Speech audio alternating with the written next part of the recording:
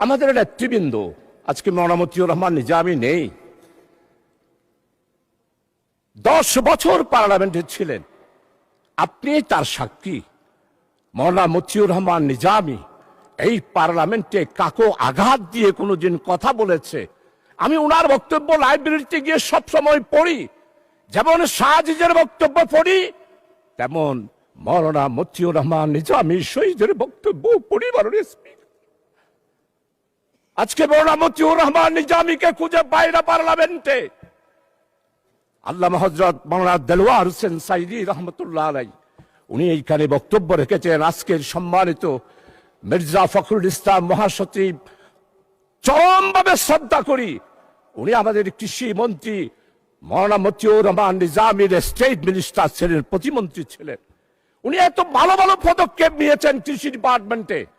আজকের কৃষিমন্ত্রী যিনি আছেন অত্যন্ত বিজ্ঞ।